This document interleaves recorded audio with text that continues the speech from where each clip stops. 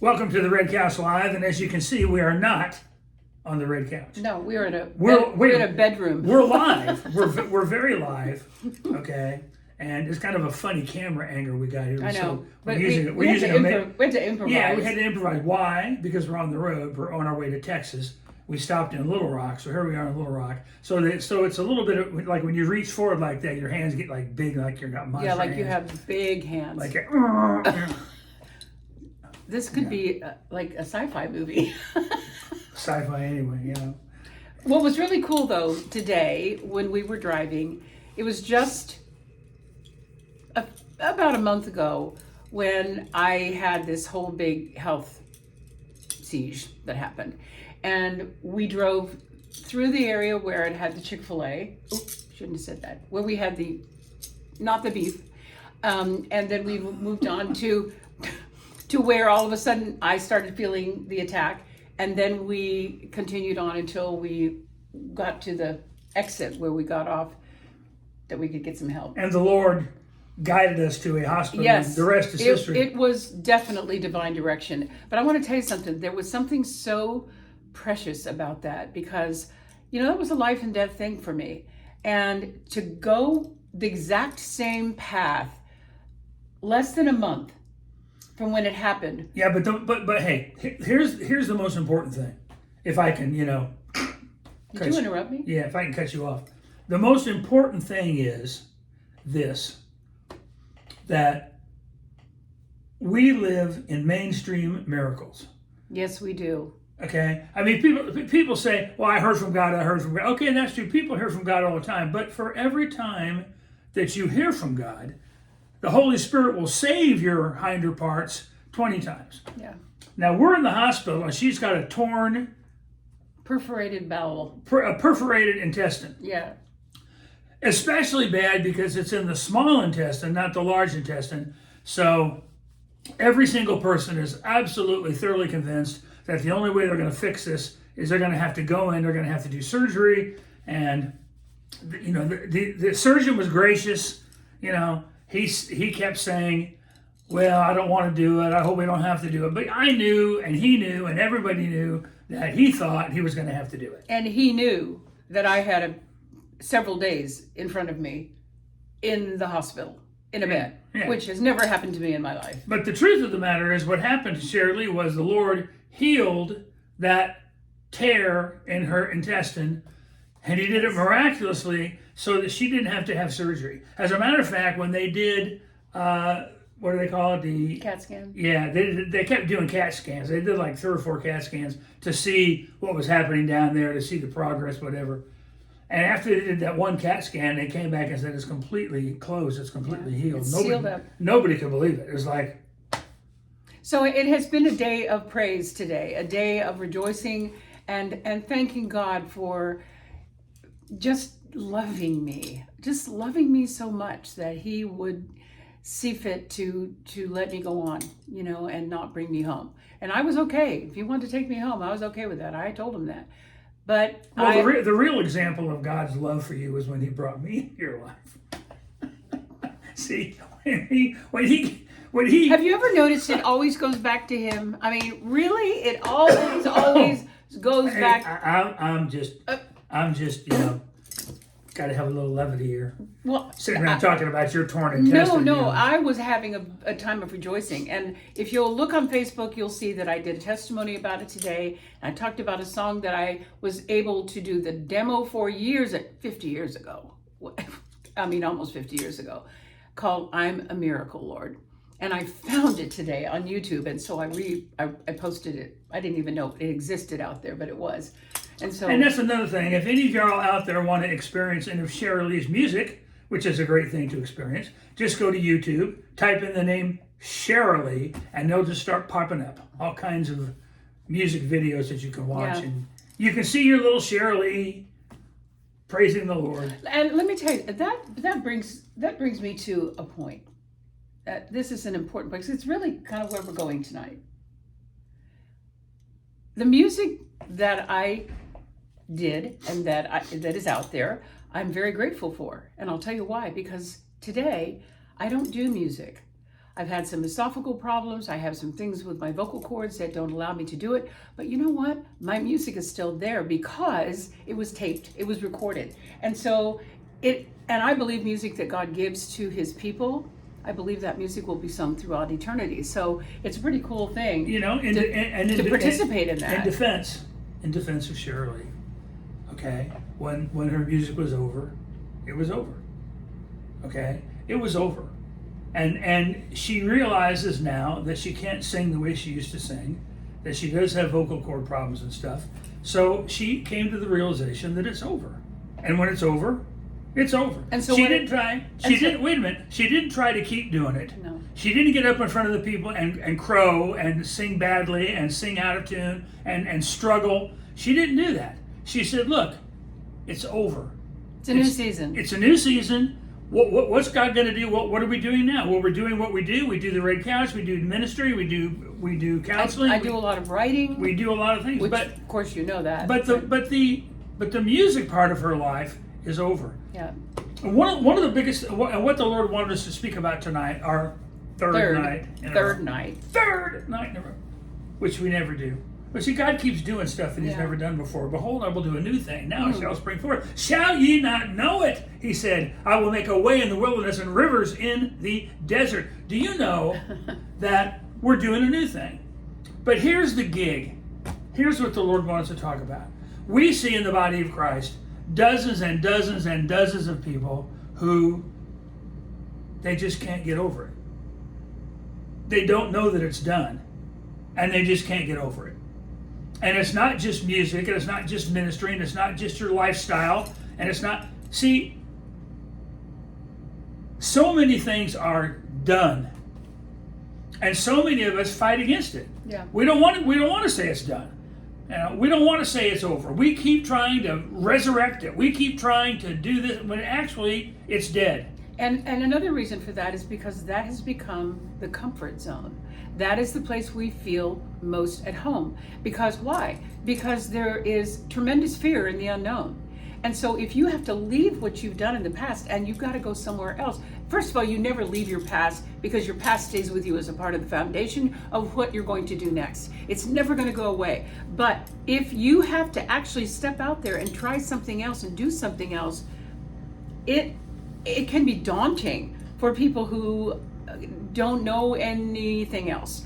And so it's an interesting thing to watch how God orchestrates things and how he'll take us from season to season to season. And what do people do? People try to maintain and live and manufacture and the same way that they did before when it's actually over. When you look at the Israelites when they left Egypt, when here is this phenomenal migration of people who are leaving Egypt and they're going towards the new promised land, they don't hardly get a few miles before they're trying to go back.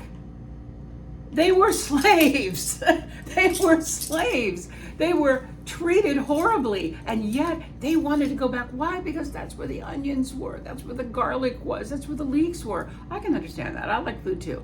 But the thing is that they wanted to go back to what they knew instead of continuing to progress on to what they didn't know but what God had planned for them. And here's what people do, okay? I have to say it.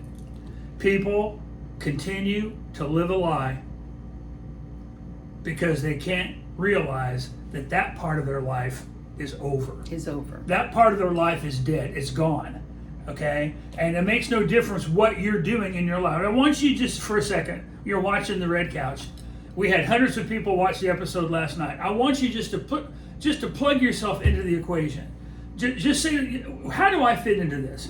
Am I living a lie? Okay? Am I fill in the blank? Am I still living a lifestyle that's not right just because I think it's right?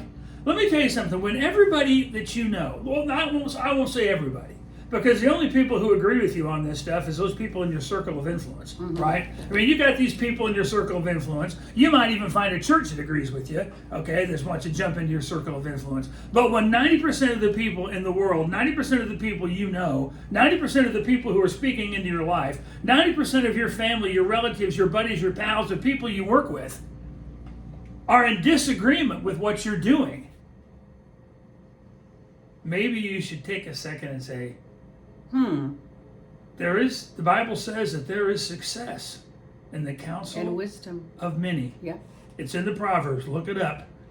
Yep. If everybody around you is telling you, or if everybody around you is disagreeing with what you're doing, if everybody around you says, no, you're not really a tranny, you're really a God-created man or a God-created woman, if everybody around you says, wait a minute, okay, you shouldn't do that anymore, that part of your life is done, God is doing a new thing, step into the new thing, quit living the lie.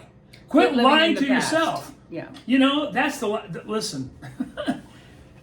God can deliver you, and when He delivers you, He creates. You're a new creature. You're a new creation. So all the stuff that you used to think was so important, maybe isn't so important anymore. I mean, maybe God trains you in the world for what He's going to use you for in ministry. Maybe that's true, but maybe you were doing something completely kooky that you shouldn't have been doing. Maybe you were working a job you shouldn't work. Maybe you were hanging out with people you shouldn't hang out with. Maybe you were doing things that you shouldn't be doing. And God is saying, wait a minute, that part of your life is dead. Mm.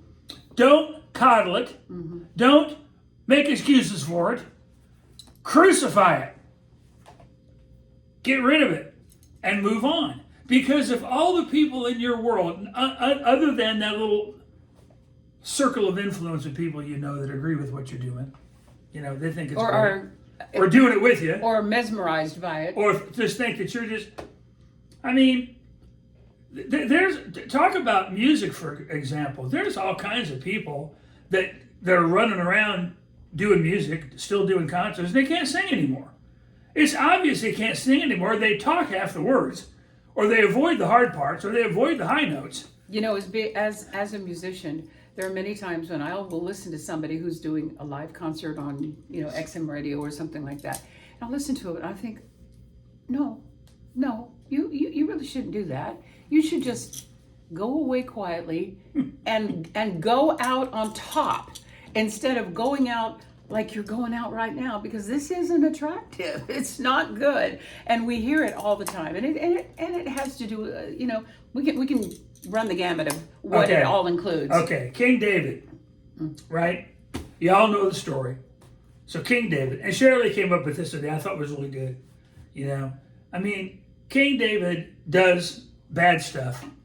He has Uriah killed, basically, sends him to the front. He knows he's going to get messed up, right? He's messing around with Bathsheba.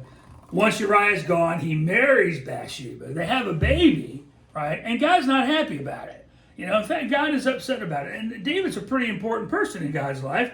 So God sends Nathan to David. What does Nathan do? Nathan says, hey, wait a minute, pal. He tells him a story, and David said, wow, gosh, I can't believe it. Well, you're that guy. Yeah, baby's going to die.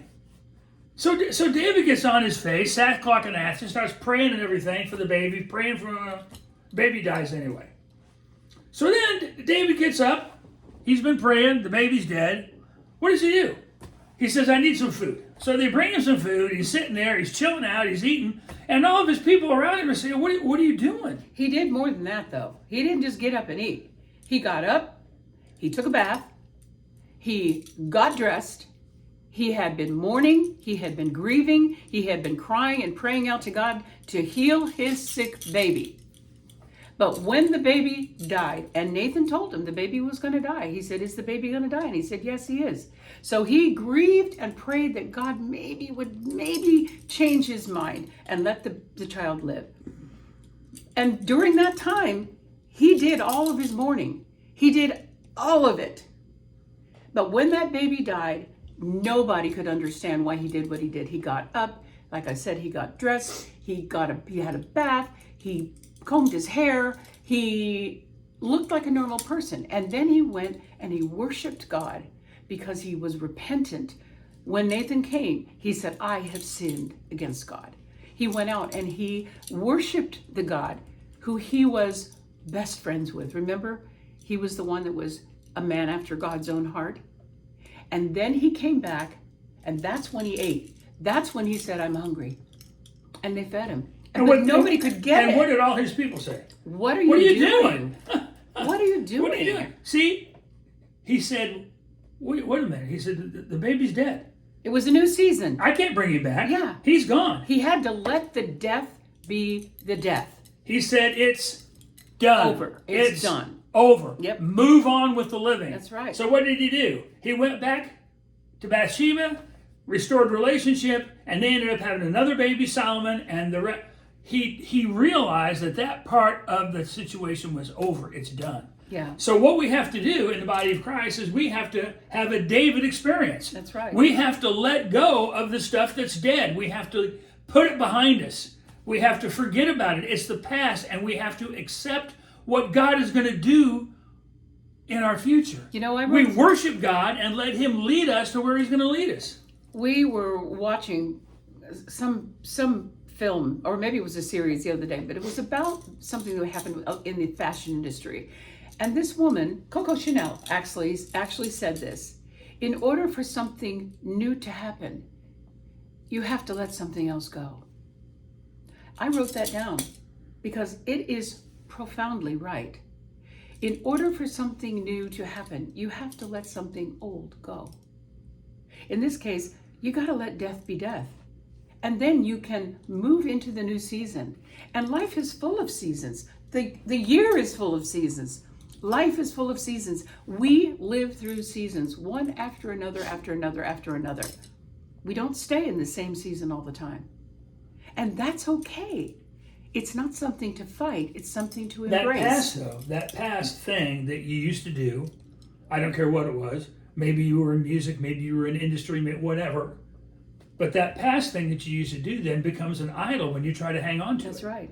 You know? And instead, it should be under your feet. And then you get your little support group of people who turn around and say, they'll support you in this, you know. Oh, well, I'll help you. Oh, well, I understand. Oh, well, you know, oh, give me, you know, come on.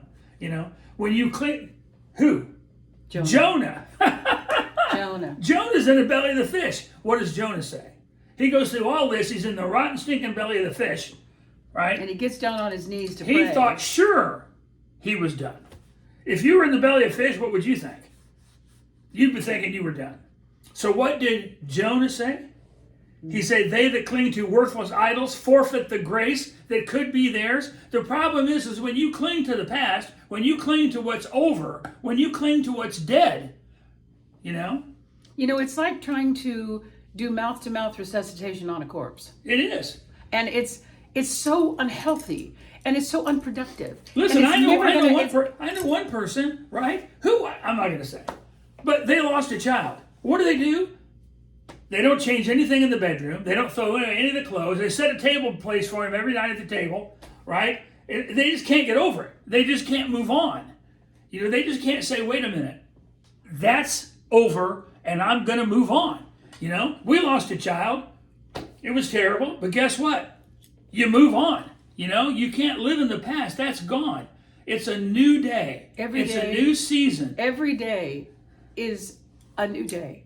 Yesterday is gone. Tomorrow might not come. Today is what you have.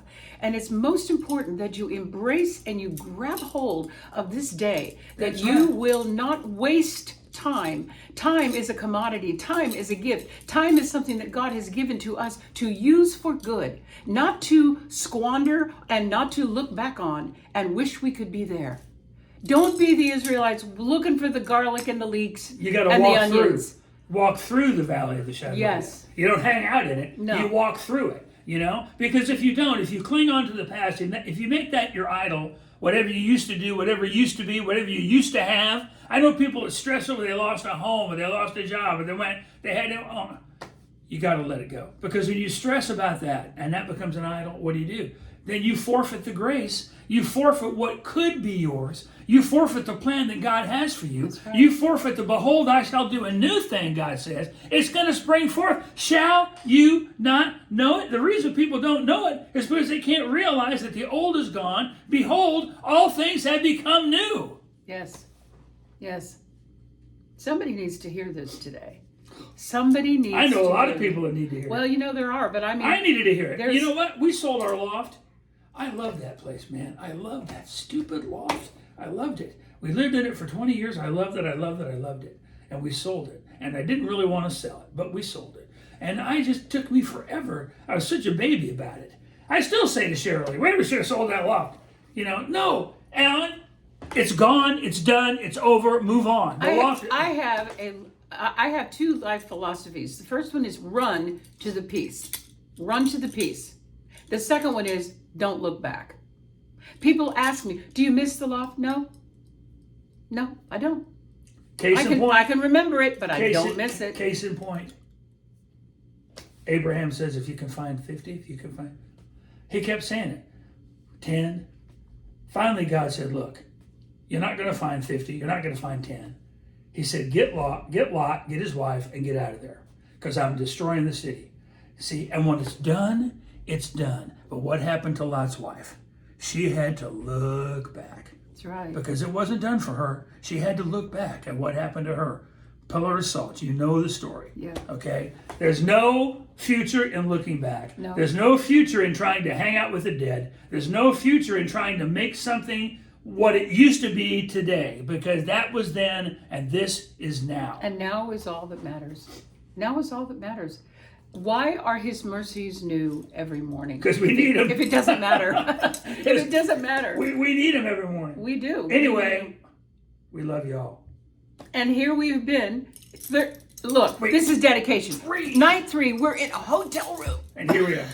We drove all day just so we could get here to talk to you. That's right. Anyway, we love you very much. Please don't waste any time on the past. Onward. Please, Christian. Soldier. Remember the word onward. Onward, Christian soldiers. See ya. Can I shut this off now? I'll shut it off. Please shut it off.